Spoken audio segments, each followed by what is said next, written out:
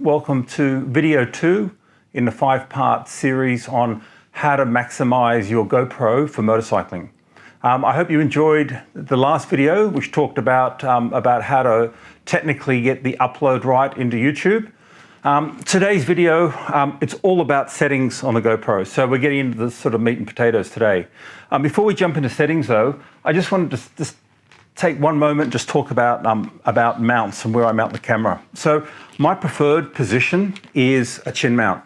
I've got this chin mount, which is from ProShot, but I'm actually experimenting with another chin mount that I've just ordered as well. There's 4 reasons why I like the chin mount. Number one, the perspective. I think it's the best perspective. So you're not too high by being on top of the helmet, you're not too low by being in a chest mount. It's very close to natural eye line, and so I like that perspective. Number 2, it gives you a clean shot. Personally, I'm not keen on seeing the side of a helmet, so if you've got a camera mounted on the side, or if the GoPro's on the top and you see the visor peak, it just kind of takes away the illusion of being in the scene for me. So I like having the chin mount where the camera's unobstructed. The third reason is it's very easy to operate. So when I've got the helmet on, it's easy to find the button on, button off, power on, power off if I need to. It's very simple to operate. And the last one, and it's a pretty important reason, is you actually have confidence that the camera's recording. I can see the tally light, the little red light blinking, knowing that now my GoPro is recording. And I can also see probably the top half of the screen, so I can actually look at the composition and just make sure that the camera's not tilted too far down or too far up. And that gives great peace of mind. I've seen a ton of YouTube videos where someone's got, said, oh, we just did this great river crossing and unfortunately my battery died and I missed it. So now I know if the battery dies, I hear the beeps and I can see the tally lights off, so I can fix that straight away. So that's mounts. Okay, so settings, GoPro settings. In this video, I'm going to show you, I have 2 profiles set up for 2 fundamentally different use cases, and I'll explain those. So I'm going to show you a lot of the settings are the same, but some like resolution and lens are different. So I'll explain why I choose the different settings and what I use them for. We're also going to look back at those 3 personas, Simple Sam, Joe Average, and Anal Al, and I'll kind of explain how I would modify the settings for the different sort of personas or types of GoPro shooters out there. So let's get stuck into it. So if I click on my activity profiles at the bottom, I have 2 main settings here, point of view and cinematic. These are the 2 modes that I use the GoPro in. Point of view, that's when I'm shooting basically me riding on my bike, and the emphasis is on the bike and me sort of riding. Cinematic I use when I'm following someone else. So when I'm standing up on the pegs, I'm not even getting my bike in shot, and I'm filming or videoing another rider riding. That's cinematic. So let's go in and have a look at the settings for point of view first. And they're largely the same, it's just a few differences between the 2. Okay, we're going to start with resolution and frame rate. So this is a confusing screen. I'm going to spend probably the most time here out of the rest of the settings. Let's start with the second row. You can see there's 5K, 4K, 2.7 and 1080. And I sort of briefly talk about these resolutions. So 1080, that's the resolution that I'm editing in. Okay, so everything's going to come back down to that. 2.7K, you can see it's quite a bit bigger, 2700 wide by 1524 high. And then when we go to 4K, much bigger, 3840 pixels by 2160. So that's actually twice the dimensions of the 1080p. Now you'll notice that these 3 resolutions are all the same sort of aspect ratio, and they're all kind of like widescreen TV format, okay, which is called 16:9. Now across the top, we've got 3 resolutions here, 4K 4x3 and 2.7K 4x3. Ignore that one, I never use the one on the top right. Now 4x3 is kind of like old school TV before widescreen came in. And if we just go back and have a look at the resolutions. So if we have a look at here, we've got 2.7K up. If we now look at 2.7K 4:3, you'll see it's actually adding extra pixels on the top and the bottom. So it's adding more information to make that picture a little bit more of a square format. And the reason that's useful for point of view is in post-production, you've got more to play with. It's harder to get your framing just right when you're, I think, when you're doing point of view shots. So let's just jump into Premiere, and I think this will all become clear. So what I'm going to do is I'm going to create a new sequence in the standard format that I would use when I'm editing, and that's 1080p and basically 23.976 frames per second. So just to confirm, you can see I'm at 1920 by 1080 and essentially 24 frames per second. So if I create that sequence, now I've got two clips here. The first one was taken with my cinema settings, so if I'm following a motorbike, and when I drag that out, you'll see it will complain. It'll say, this clip doesn't match the settings that you're using for editing. Do you want to change the settings that you're editing in to match the clip? And no, I want to keep them. So now when I look at this, you'll actually see that this clip is zoomed in compared to the original.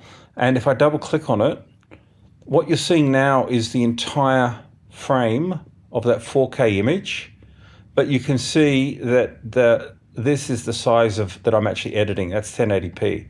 And so I can, if I go back to bring this up to 100%, I've now got a lot of pixels to play with to actually reframe. So, I can actually leave it at 100%. And so when I play it, I'm now much more focused on the rider, or I can choose to put that at 50% so it fills the frame and keep it wide. So I've got a lot of flexibility by shooting 4K and then editing in 1080p. Now, if I compare that to this point of view clip, this was shot in 2.7K 4:3 aspect ratio. So if I double click, so this is, and you'll see this is a good reason of why I shoot the 4:3 when I'm doing point of view. So if I double click on it, you can see now it's a much squarer, boxier shape. So when I bring this in to the width that I'm editing, I've got this excess at top and bottom, and this allows me to sort of control the framing a lot more. So when I'm doing point of view, right, I could do point of view like this, where I'm just seeing a little bit of the light, or let's bring that back. I can do it like this, where I'm really emphasizing the light. So I've got a lot more control by when I'm shooting point of view footage to adjust, because I don't know if I've got my head angle, the right angle to get the perfect frame. Whereas this lets me get the sort of the full width, but now I've actually got this sort of this slippage, this adjustment for adjusting the height. Okay, so that's why I shoot 4:3 aspect ratio in point of view mode. For my point of view shots, I choose 2.7K 4:3. And you might be saying, well, why don't you use 4K 4:3? And the reason is, if I hit 4K 4:3, you watch what happens to my frame rate, which is at 60 at the moment. It drops down to 30. GoPro cannot operate with that much data. That's the highest amount of data captured, other than 5K, and still give me 60 frames per second. And I want 60 frames a second for slow-mo. So that's why if I force it to 60K, it drops back down to 2.7. So it's a compromise, and I choose 2.7K at 60 frames a second as my resolution for point of view. Lens, I choose wide. I don't like super view. I think it's too distorted, but the wide lens I think is great for point of view. Hyper smooth, I have on. I don't have that cranked up because I don't like the extra cropping. I'd rather have the wide angle that you get for point of view shots. Oh, by the way, Simple Sam, if you're shooting and you're not doing editing, you do not want to shoot in 4:3, you'd probably shoot 2.7K, okay? Schedule capture, I don't use. Duration, I don't use. Hindsight, I don't use for this profile. I do for another one down, which I'll show you later. Timer off, zoom 1. Bitrate, I've got turned up onto high, again, to get the highest quality image out of the camera. Shutter, I've got it set on auto here, but I'll talk a lot about shutter speeds when I talk about neutral density lenses. Exposure compensation, I'm basically underexposing my image by half a stop, so that's kind of like a smidge. And that's to try not to blow out my clouds, and I'd rather boost the exposure in post-production than risk just getting white clouds with no detail. Now, Simple Sam, you might want to leave that to 0, again, if you're not going to do any post-production, but Joe Average and Anal Owl, minus 0.5. White balance, I've got that set to auto. Some people advocate manually setting that, but I think GoPro does a pretty good job of the white balance. And unless I was in a really unusual environment, like an all-red desert, where the white balance might be tricked, I'd leave that on auto. ISO, which is kind of like the sensitivity of the sensor, minimum 100, and I've capped the maximum at 400. And that is because I'll kind of see if the image is looking underexposed, and I'd rather GoPro underexposed it, and I'll push it in post-production rather than starting to get noisy images that are more difficult to work with. I know some people disagree with that, but that's the way I like to run it. Sharpness, if you are Simple Sam, I'd leave that on medium, and if you're Joe Average, I'd probably leave it on medium. I shoot with it on low, and that's because of the way I do sharpening in post-production, which I think is quite a nice effect. So once you see my post-production video, you can decide if you want to go back, but don't leave it on high. I think it's too sharp. Medium, or I prefer low, and then I add sharpening back in post-production. Color, I shoot with it in flat because I'm color grading in post-production. But if you're Simple Sam, leave it on GoPro color. And if you're Joe Average, if you don't want to muck about with the colors, I'd leave it on GoPro because flat will be too boring. But definitely for Anal Owl, I like it on flat, and I can get more detail and get more control in post-production. Raw audio I have turned off. Some people, they advocate turning that on and using the raw files. I played with that. I don't like it. I found a better solution using an external mic. And wind, I have auto because I'm not really using the GoPro mics. So that's my point of view settings. Now, if you jump into cinematic, the only thing that's different with cinematic,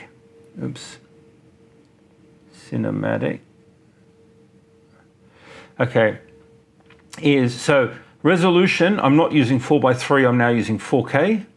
And there's Simple Sam, look, I'd either shoot at 2.7K or 4K, your choice.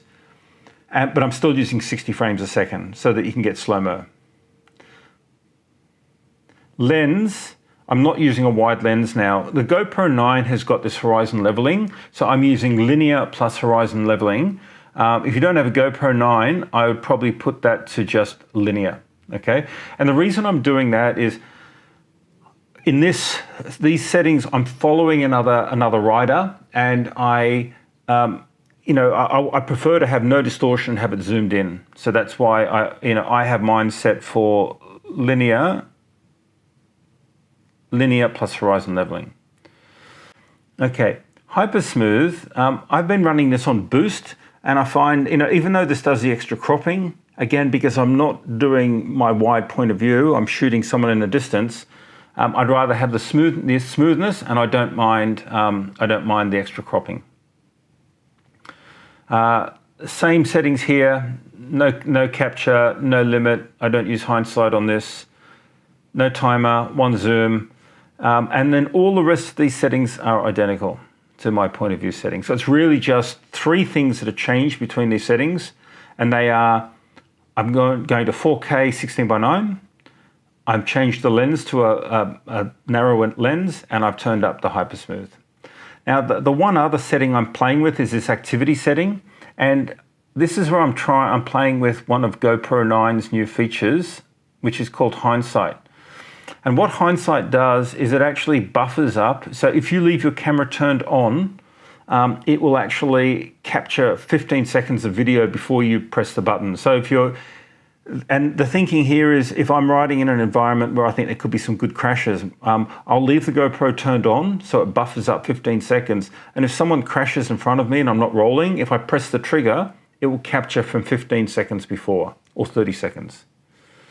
So they're all my settings. And just, you know, the one other thing I'll just point out is I'm using this quick capture, and which means that when I'm riding along, GoPro's turned off, but I just press one button on the top of the GoPro and it immediately brings up my last used video setting.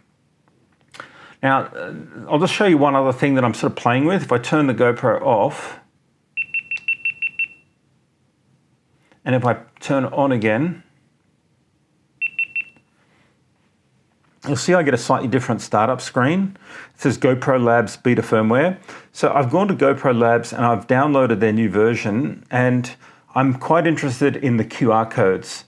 Let me explain how they work. So you can use QR codes to set the camera into any combination of the settings. So what I'm going to do is have essentially 2 QR codes printed out, and I'm probably going to wear them as like wristbands around my arm between cinematic mode and point of view mode. And that way when I'm riding, if I want to swap between the two, I literally just hold the QR code up in front of the camera and the camera will instantly swap. And I don't have to muck about with my phone or take my phone off the mount to swap between them. So that allows me to instantly swap between the two. So that's what I'm testing, and I'll let you know how that works. So I'm going to finish up here by just putting summaries of the different settings for both of those profiles and the different personas. And in the next video, we're going to cover audio and how to get clean audio of your motorbike rides.